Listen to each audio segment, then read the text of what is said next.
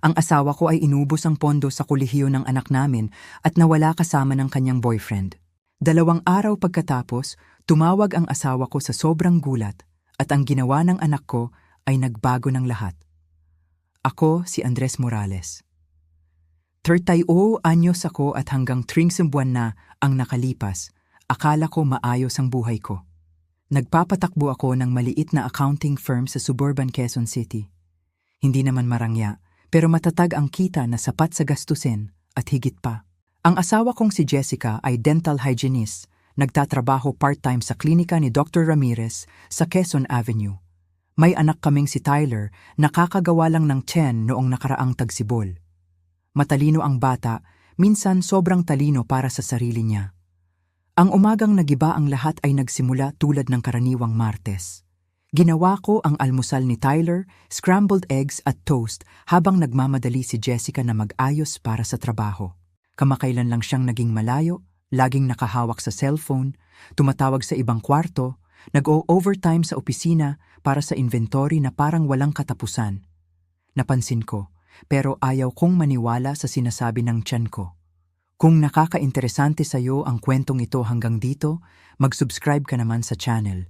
I-like mo rin at mag-comment sa baba tungkol sa isang pagkakataon na niloko ka ng pinagkatiwalaan mo.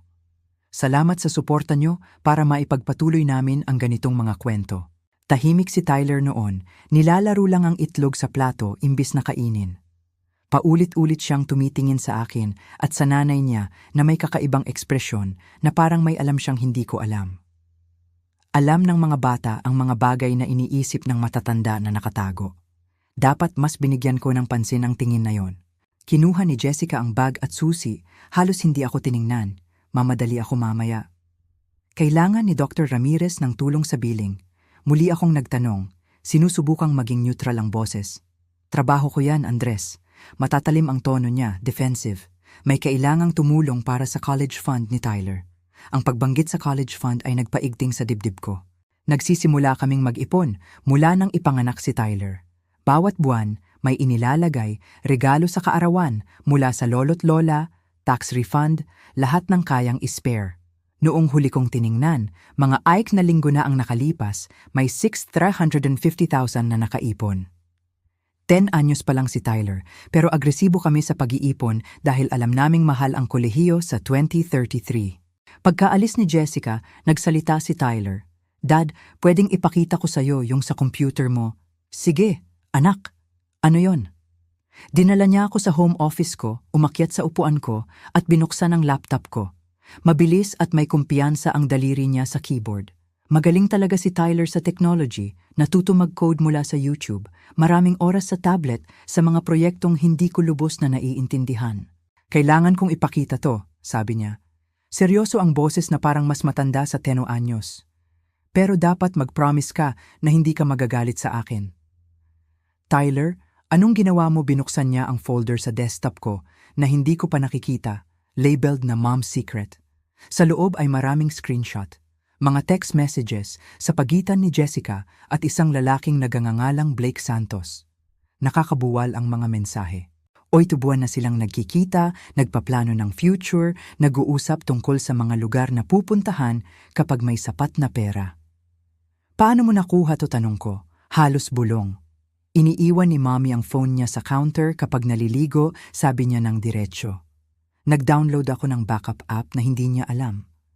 Lahat ng text niya, nakokopya sa cloud folder na kaya kong buksan. Tinitigan ko ang 10 anyos kong anak, batang nanonood pa rin ng cartoons at naglalaro ng Lego pero nagpapatakbo na pala ng surveillance sa sariling nanay ng maraming buwan. Tyler, ito ay... Tingnan mo pa, Dad. Nag-scroll siya sa iba pang screenshot. Mga ito mula sa banking app ni Jessica. Mga transaction na hindi ko na-approve. Mga transfer mula sa joint savings namin patungo sa account na sa kanya lang. Napansin ko, 3 buwan na ang nakalipas nang gamitin ko ang laptop mo at nakalogin pa ang banking app mo. Sinusundan ko na ang bawat transfer mula noon. Nanginginig ang kamay ko habang tinitingnan ang ebidensyang nakolekta ng anak ko. Sistemang inubos ni Jessica ang college fund ng anak namin. Inilipat ang 6,350,000 more sa loob ng 6 na buwan sa private account niya. Ang huling transfer ay 2 araw na ang nakalipas, tuwan sa 150 na lang ang natira. Bakit hindi mo agad sinabi sa akin, tanong ko? Napuno ng luha ang mata ni Tyler. Ayaw kong totoo. Umaasa ako na titigil si Mommy na baka iniipon niya sa ibang lugar para sorpresa. Pero nang mabasa ko ang text niya kay Blake tungkol sa pagbili ng tiket papuntang Portugal, alam ko na aalis siya. Niyakap ko ang anak ko, matapang na batang nagdadala ng ganitong sekreto para protektahan kaming dalawa sa katotohanan. Matagal kaming nakaupo roon, hindi ko alam ang sasabihin. Paano mo ipapaliwanag sa bata na pinili ng nanay niya ang pera at ibang lalaki kaysa sa sariling pamilya? Biglang bumukas ang pinto sa harap. Bumalik si Jessica at narinig ko ang yabag niya papunta sa kusina. Nagkatinginan kami ni Tyler at mabilis kong isinara ang laptop. Andres? Tawag niya. Nakalimutan ko ang work ID ko. Kunin ko lang. Lumabas ako para salubungin siya. Sinusubukang panatilihing neutral ang mukha. Naghahalughog siya sa bag, halos hindi ako tiningnan. Okay ka lang ba? Tanong niya nang walang gana. Okay lang, sagot ko. Nag-aaral lang kami ni Tyler ng homework. Nahanap niya ang ID, tumingin sa relo. Kailangan ko nang tumakbo. Kita tayo mamaya siguro? Pagkaalis niya, hinila ni Tyler ang manggas ko. Dad, may iba pa akong ginawa. Anong ibig mong sabihin? Binuksan niya ang isa pang folder, labeled na Plan B. Sa loob ay higit pang files, mga dokumentong hindi ko agad ma-identify. Pagkatapos kong malaman ang ginagawa ni Mommy, nagsimula akong mag-aral tungkol sa financial fraud. Paliwanag niya, muling may mature na tono. Nanood ako ng maraming video tungkol sa pagprotekta ng pera at digital security. At may nahanap akong interesting. Binuksan niya ang PDF. Bank statement, pero hindi sa atin. Account ni Jessica Morales, ang private niya kung saan inilipat ang pera namin. 6,352,150 ang balance. Yun ang secret? Account ni Mommy, sabi ni Tyler. Pero eto ang bagay, Dad. 3 araw na ang nakalipas, may ginawa ako. Biglang bumagsak ang tiyan ko. Tyler, anong ginawa mo? Gumawa ako ng cryptocurrency wallet, sabi niya, nagbubukas ng isa pang screen. Tapos ginamit ko ang laptop ni Mommy nang natutulog siya at na-access ang banking niya. Nasa notes app niya sa phone ang lahat ng password at may access na ako roon. Nag-initiate ako ng transfer mula sa secret account niya patungo sa crypto wallet. Tinitigan ko ang screen, hindi lubos na naiintindihan. Mga numero, code, transaction records. Nagnakaw ka ulit ng pera, tanong ko, hindi sigurado kung matatakot o ma-impress. Technically, pera natin yon, sabi niya. Siya ang nagnakaw muna. Inilipat ko lang sa lugar na hindi niya mabawi. Sa pangalan mo ang crypto wallet, Dad? Well, sort of. Ginamit ko ang info mo, pero ibang email na ginawa ko. Hindi niya matrace or mabawi ang transaction. Tyler, tapos na ang transfer kaninang umaga. Nagpatuloy siya, mas mabilis. Naupo ako ng malakas sa upuan. Ang 10 anyos kong anak ay nagsalaysay ng paggawa ng maraming felony para protektahan ang pamilya mula sa pagtataksil ng nanay niya. Ipakita mo sa akin lahat, sabi ko sa wakas. Bawat screenshot, transaction, ebidensya na nakolekta mo. Sa susunod na 3 oras, ipinaliwanag ni Tyler ang investigasyon niya. Maayos siya, may timestamp at detalye. Ang texts ay nagpapakita ng plano nila ni Blake na mag-escape, mag-start fresh sa Portugal dahil mas mura ang buhay doon. Pinag-usapan nila ang pagbenta ng kotse niya, pagsara ng credit cards, at paglaho kapag may sapat na pera. Ang financial records ay nagpapakita ng sistemang pagnanakaw. Maingat muna si Jessica, maliit na halaga para subukan kung mapapansin ko. Nang hindi, lumakas siya. Ang huling 2,000 ay 48 oras na lang ang nakalipas. May iba pa, sabi ni Tyler, nagbubukas ng bagong folder. Alam ko rin tungkol kay Blake. Si Blake Santos ay 33 anyos, personal trainer sa gym kung saan sinasabing nag-e-exercise si Jessica sa gabi sa nakaraang taon. May criminal record siya, fraud charges 5 taon na, ang nakalipas na nagresulta sa probation. 2 beses na siyang nag-asawa, parehong nagtapos ng masama dahil sa financial abuse. Masama ang taste ni Mommy sa lalaki, sabi ni Tyler ng diretsyo, katangian lang ng bata. Nang gabing yon, umuwi si Jessica mga 9 p.m., mas matagal kaysa sinabi. Mukha siyang pamumula, excited. Nakaupo kami ni Tyler sa kitchen table, nagpapanggap na nag-aaral. "Hey kayong dalawa," sabi niya, artipisyal na masigla. "Sorry sa pagiging late. Kailangan ni Dr. Ramirez ng extra help sa quarterly reports." "Walang problema," sabi ko, pinapanatili ang kalmado. "Kamusta ang araw mo, busy?" "Pagod." Nagbuhos siya ng wine. Ininom ang kalahati ng sabay-sabay. "Magpapahinga muna ako sa bath. Matagal na araw." Pagkaakyat niya, bumulong si Tyler. "Sasabihin ba natin?" "Hindi pa," sagot ko. "Tingnan natin kung ano ang mangyayari pag tiningnan niya ang account." Hindi kami naghintay ng matagal. Mga 11 p.m., nagpapanggap akong nagbabasa sa kama nang marinig ko ang boses ni Jessica mula sa banyo. Ano-anong nangyari? Sumabog siya sa kwarto, hawak ang phone, maputla. "Andres, may problema sa bank account ko." "Anong klaseng problema?" tanong ko, inilapag ang libro. Ang pera, pinigilan niya ang sarili na pagtanto ang sasabihin. "May error. Malaking error." "Anong pera?" Jessica, tinitigan niya ako, bitag sa sariling salita. "Sa personal account ko, yung para sa sarili kong gastusin. May nagnakaw." "Magkano nanigas ang panga niya?" "Hindi naman talaga concern mo yon, di ba private account ko?" "Private account?" tanong ko ng maingat. "Yung pinunduhan mo sa pagnanakaw mula sa college fund ni Tyler." Tuluyang nawala ang kulay sa mukha niya. "Hindi ko alam ang sinasabi mo, alam mo."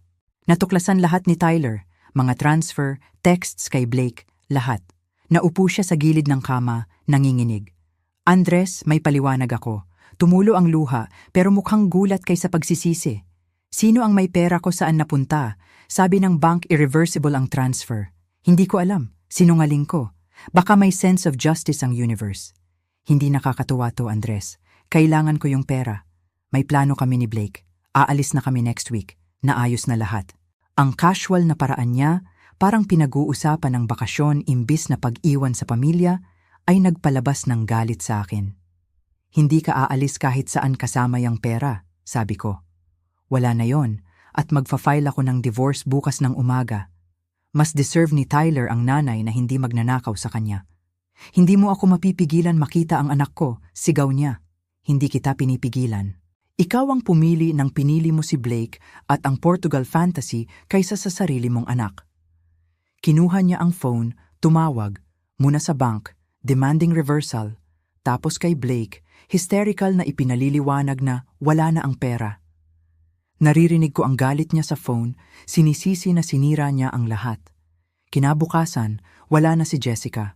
Nag-empake siya sa gabi at umalis nang walang paalam kay Tyler. Maikli ang note sa counter.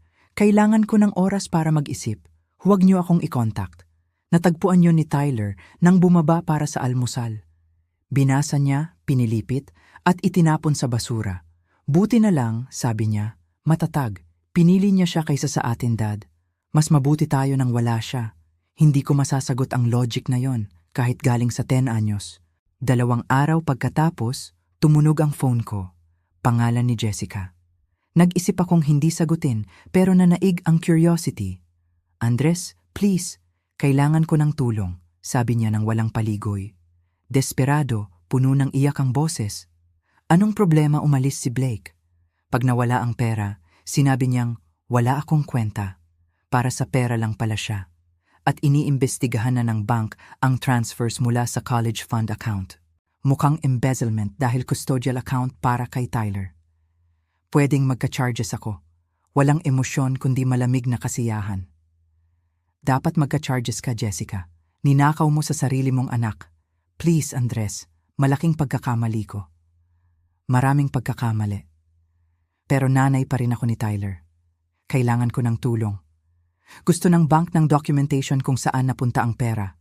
Kung hindi ko maipaliwanag, isasali na ang pulis." "Mukhang problema mo yan, hindi ko." "Paano si Tyler? Hindi mo ba iniisip kung anong gagawin nito sa kanya kung makulong ang nanay niya? Anong gagawin nito sa kanya? Si Tyler ang nakatuklas ng pagnanakaw mo. Siya ang nagprotekta sa atin mula sa pagtataksil mo. Mas mature siya sa nakaraang linggo kaysa sa buong buhay mo. Tahimik sa kabilang linya, tapos mahina." Alam ni Tyler. Alam ni Tyler lahat. Idinokumento niya lahat. Binantayan kanya ng maraming buwan, umaasa na titigil ka, magbabago. At nang hindi, kumilos siya. Anong klaseng aksyon? Yung nagsiguro na hindi mo lubos masisira ang buhay namin. Mahabang katahimikan. Kinuha ba ni Tyler ang pera? 10 anyos si Tyler, Jessica. Pero, matalino siyang alam na minsan kailangan mong protektahan ang sarili mula sa mga dapat magprotekta sa'yo. Kailangan kong makausap siya. Ipaliwanag ko. Walang ipapaliwanag. Pinili mo ang ibang lalaki at pera kaysa pamilya. Alam na ni Tyler yan ng perpekto.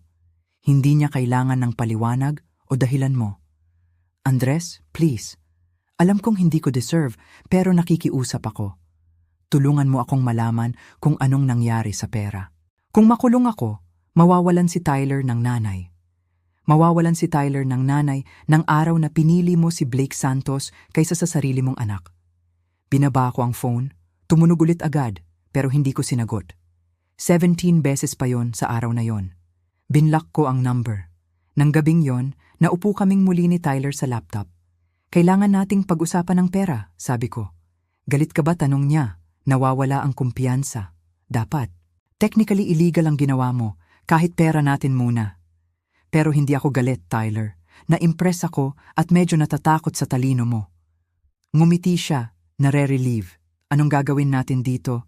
Gagawin natin ang tama, sabi ko. Iko-convert natin ang cryptocurrency pabalik sa regular na pera, ilalagay sa proper custodial account na ako lang ang makaka-access at isisave para sa kolehiyo mo, tulad ng plano mula una. Paano si Mommy, paano kung bumalik siya, pinili na ng nanay mo. Ngayon kailangan niyang harapin ang resulta. Sa mga susunod na linggo, mabilis ang mga pangyayari. Nag-file ako ng divorce, citing abandonment at financial fraud. Ang lawyer ko ay si Attorney Patricia Santos na humawak ng maraming high-asset divorce at kilala sa pagiging matapang kung kailangan. Ito ang isa sa pinakmalinaw na kaso na nakita ko, sabi ni Ate Santos pagkatapos suriin ang ebidensya ni Tyler. Sistemang ninakaw ng asawa mo mula sa custodial account, seryosong krimen yan. Tapos inabandona pa ang pamilya. Makukuha mo ang full custody, walang tanong. Ang tanging issue ay kung gusto mong mag-file ng criminal charges. Naisip ko yon. Bahagi ng akin gusto na harapin ni Jessica ang totoong konsekwensya. Pero ang bahagi na ama pa rin ni Tyler, alam na makakasama sa kanya kung makulong ang nanay. I-reserve muna natin yon, sabi ko. Kung lalaban siya sa divorce o susubukang kunin ang custody, saka natin i-press. Kung hindi, gusto ko lang siyang mawala sa buhay namin. Hindi naglaban si Jessica. Pinirmahan niya ang divorce papers nang walang protesta, siguro dahil ipinaliwanag ng lawyer niya kung gaano siya kalalim sa gulo. Sa settlement, full custody sa akin, ang bahay, at lahat ng marital assets. Wala siyang nakuha kundi ang kasunduan na hindi kami magfa-file ng charges kung tahimik siyang mawawala. Tinanggap niya. Huli kong narinig, nasa Cebu na siya, nagtatrabaho bilang receptionist sa isang dental clinic, nakashare ng apartment sa 2 roommate. Matagal nang nawala si Blake Santos, siguro naghanap na ng susunod na biktima. Minsan gumagana ng eksakto ang karma. Nag-adjust ng maayos si Tyler sa bagong normal. Ibinenta namin ang bahay, maraming alaala, at lumipat sa mas maliit na lugar malapit sa school niya. Binawasan ko ang oras sa trabaho para mas makasama siya. Nagsimula kaming mag-dinner together tuwing gabi, nagkukwentuhan tungkol sa araw niya, interes at alalahanin. Isang gabi, mga 2 buwan pagkatapos umalis ni Jessica, nagtatrabaho si Tyler sa laptop sa kitchen table habang nagluluto ako. Bigla siyang tumingin. Dad, may sasabihin ako. Biglang sumikip ang tiyan ko. Ano yon, hindi lang para protektahan ko, inilipat ang pera, sabi niya ng dahan-dahan. Galit din ako kay Mommy. Sobrang galit. Gusto kong maramdaman niya ang sakit na ipinaramdam niya sa atin. Pinatay ko ang stove at naupo sa harap niya. Tyler, normal yan na maramdaman. Pero hindi tama, dagdag niya. Mali ang ginawa ni Mommy, pero medyo mali rin ang ginawa ko. Kinuha ko ang hindi akin kahit siya ang nagnakaw muna. 2 wrongs don't make a right. Yan lagi mong sinasabi. Tama ka. Pero pinoprotektahan mo rin ang pamilya. Minsan kailangang gumawa ng mahirap na desisyon at hindi lahat perpekto. Mahalaga ang natutunan natin. Natutunan ko na ayaw kong maging katulad ni Mommy, sabi niya nang matatag. Ayaw kong magsinungaling sa mga minamahal ko, magnakaw sa kanila o pumili ng pera kaysa pamilya. Kung ganon, natutunan mo ang pinakamahalagang aral, sabi ko. At Tyler, proud ako sa'yo. Hindi sa ginawa mo sa pera, kundi sa paraan ng pagharap mo sa katotohanan. Maraming bata ang babagsak, ikaw na natiling matatag, napuno ng luha ang mata niya. Natakot ako, Dad, sobrang takot. Akala ko kung aalis si Mommy, baka ikaw rin. Baka mapadpad ako sa foster care o ano. Niyakap ko siya. Hindi ako aalis, anak. Kailanman, tayo ang team. Nag-aalaga tayo sa isa't isa. Forever, tanong niya. Muffled sa balikat ko. Forever, pangako ko.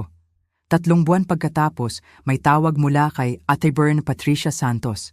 Andres, kailangan mong marinig to. Nag-file si Jessica ng petition para baguhin ang custody. Gusto niya ng visitation rights. Ano, pinirmahan niya ang pagtalikod sa rights. Temporary agreement lang yon. Legal na pwede siyang mag-petition pagkatapos ng 6 na buwan. Sabi ng lawyer niya, natapos na niya ang anger management at financial counseling. Change person na raw na deserve ang relasyon sa anak. Hindi pwede. Inabandonan niya siya, ninakaw sa kanya. Alam ko, at may ebidensya tayo. Pero baka mag-grant ang judge ng supervised visitation. Favor ang korte sa pagpapanatili ng parental relationship kung posible. Nakasakit sa akin.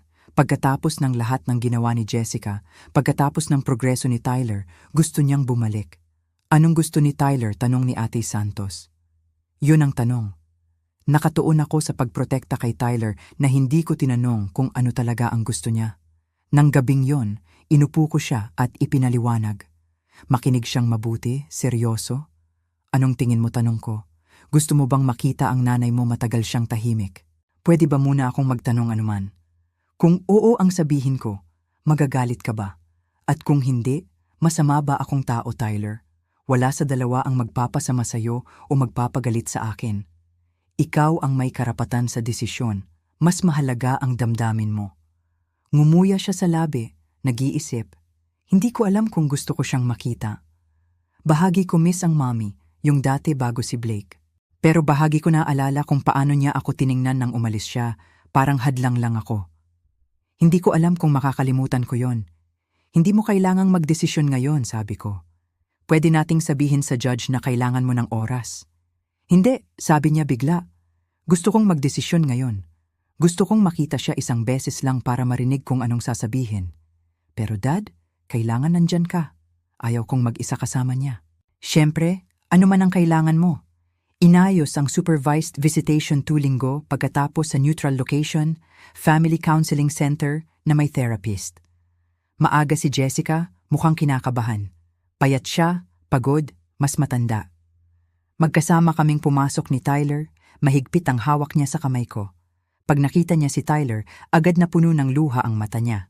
Tyler, anak, ang laki mo na, sabi niya, lumapit. Hindi gumalaw si Tyler. Hi, Mom. Ang therapist, si Dr. Sarah Lim, ay nagdirekta sa amin na umupo. Komportable ang kwarto, malambot na upuan, mainit na ilaw, pero nakakabigatan ng tensyon. Tyler, mahinahong sabi ni Dr. Lim. Humiling ang nanay mo ng meeting dahil gusto niyang makausap ka, pero oras mo to. Pwede kang magsalita ng marami o kaunti. Pwede kang magtanong o makinig lang. Ano man ang tama para sa'yo. Tiningnan ni Tyler ang nanay. Bakit ka umalis agad? Na basag ang composure ni Jessica. Mga kakilakilabot na desisyon ang ginawa ko, sweetheart. Naguguluhan ako sa mahalaga talaga. Akala ko gusto ko ng iba, ng exciting. Pero mali ako. Sobrang mali. Kinuha mo ang college money ko, sabi ni Tyler ng diretso. Aalis ka na sa bansa at hindi na ako makikita ulit. Alam kong ginawa ko yon at sisihin ko yon habang buhay.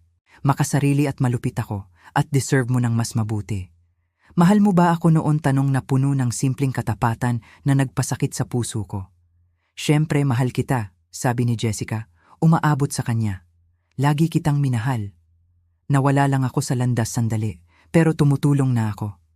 Nagte-therapy ako, umiinom ng gamot para sa depression na hindi ko alam. Sinusubukan kong maging nanay na deserve mo. Umayaw si Tyler sa kamay niya. Pero hindi ka pa yung nanay na yon. Diba mukha ka lang ng nanay ko, pero gumawa ng masamang desisyon. Tyler, simula ko, pero itinaas niya ang kamay. Hindi, Dad. Kailangan kong sabihin to. Tumingin siya kay Jessica. Sobrang nasaktan mo ako, Ma'am. At mas nasaktan mo si Dad. Ninakaw mo sa amin, nagsinungaling, pinili ang ibang lalaki kaysa pamilya. Hindi yon kayang ayusin ng sorry. Alam ko, bulong ni Jessica. Pero pwede mo bang bigyan ako ng chance na subukan? Pakita ko na kaya ko magbago. Tumingin si Tyler sa akin, kay Dralim, tapos sa nanay. Baka someday, pero hindi ngayon. Hindi pa ako ready. Kailangan ko ng oras para hindi na magalit sa'yo. Tumango si Jessica, tumutulo ang luha. Okay, fair yan. Pwede mo bang isipin na baka makita mo ako ulit sa ilang buwan baka? Sabi ni Tyler. Pero Mom, kung talagang mahal mo ako, respeto mo na kailangan ko ng space. Huwag mo akong pilitin. Hayaan mo akong lumapit kapag ready na ako. Susundin ko, pangako niya. Maghihintay ako gaano katagal.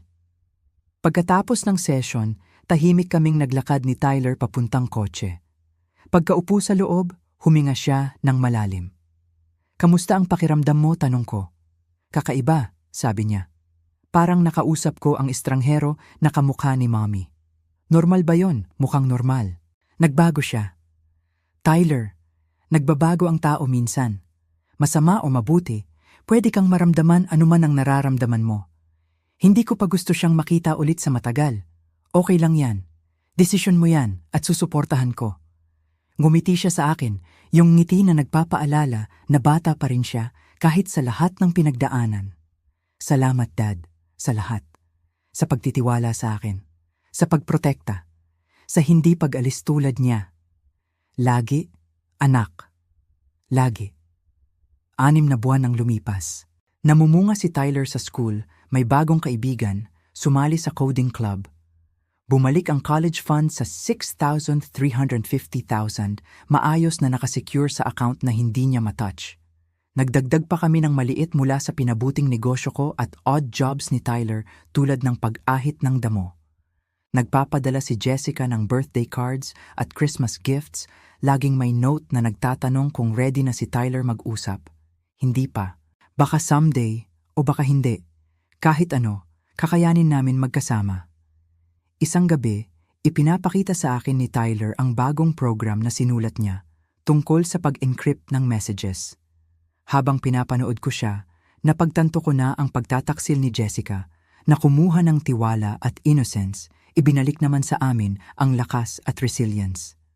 Natutunan ng anak ko sa edad na 10 na minsan ang pinakamahal mo ang makakasakit sa'yo ng pinakamalala. Pero natutunan din niyang mabuhay sa sakit na yon, protektahan ang sarili at ang mahalaga. Mga aral na hindi natutunan ng karamihan hanggang matanda na, kung natutunan man. Dad, sabi ni Tyler, tumingin mula sa computer. Sa tingin mo magbabago ba talaga si Mommy tulad ng totoong pagbabago? Hindi ko alam, sagot ko ng tapat. May nagbabago, may hindi. Pero alam ko sigurado, hindi responsibilidad mo kung magbabago siya o hindi.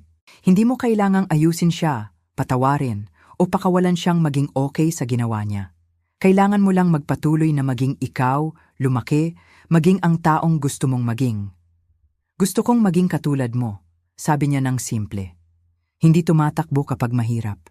Niyakap ko siya, pasasalamat sa batang ito na nanatiling mabuti kahit may dahilan para hindi. Ikaw na yan, Tyler. Lagi ka nang ganon. Para naman kay Jessica, narinig ko sa mga kakilala na bumalik siya sa Metro Manila, nagtatrabaho ulit bilang dental hygienist sa ibang klinika. Natapos na raw niya si Blake Santos pagkatapos siyang dayain sa natirang maliit na pera niya. Minsan, hindi kailangan ng tulong ang karma. Alam nito ang trabaho nito ng maayos. Dahan-dahang tumataas ang college fund. Sa loob ng 8 taon, gagamitin yon ni Tyler. Nag-uusap na siya tungkol sa pag-aaral ng computer science. Gusto niyang magtrabaho sa cybersecurity. Hindi ako nagulat. Magaling siya sa pagprotekta sa mga tao mula sa mga banta na hindi nila nakikita. Minsan sa gabi, habang sinusuri ko ang accounts at tinitiyak na secure lahat, naaalala ko ang umagang yon nang ipakita sa akin ni Tyler ang lahat ng ebidensya. 10 anyos na batang nag-take ng responsibilidad na iligtas ang pamilya nang nabigo ang matatanda. Nakolekta niya ang ebidensya nang may pasensya ng detektib. Inilipat ang pera nang may katumpakan ng hacker. Pinrotektahan ng ama mula sa malaking pinsala pinansyal at may karunungan na alam kung kailan magsalita at manahimik.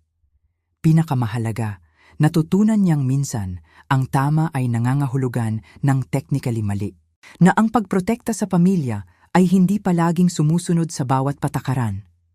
Ito ay may tapang na kumilos kapag kailangan. Hindi ko sinasabi na perpekto, legal o irerekomenda ko sa ibang magulang ang ginawa ni Tyler, pero sa sitwasyon namin, nailigtas niya kami. Ibinigay niya ang kontrol sa buhay namin nang bantaan ang pagtataksil ni Jessica na sirain lahat. At sa huli, hindi ba yan ang dapat gawin ng pamilya magprotektahan sa isa't isa kahit galing sa hindi inaasahang lugar? Kung naantig sa iyo ang kwentong ito, kung pinaisip ka nito tungkol sa pagtataksil, pamilya at kamanghamanghang lakas ng mga bata sa krisis, ishare mo sa iba na maaaring kailangan nito. Mag-subscribe sa channel para sa higit pang totoong kwento tungkol sa ordinaryong tao na humaharap sa hindi ordinaryong hamon. At mag-comment sa baba. Binabasa ko lahat at madalas nakakatulong ang inyong saloobin sa iba pang nanonood na dumadaan sa katulad. Tandaan, gaano man kadilim ang mga bagay, may paraan palaging pasulong. Minsan, ang paraang yon ay galing sa pinakahindi inaasahan. Tulad ng 7 anyos na batang minahal ang ama ng sapat para maging tagapagtanggol nito.